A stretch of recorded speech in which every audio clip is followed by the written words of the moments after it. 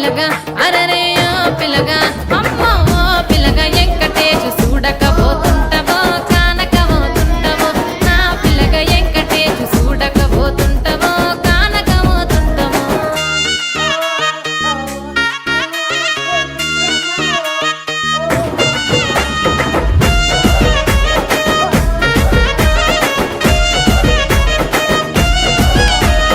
మన ఊరిలో నన్ను మించే అందమెవరికున్నదో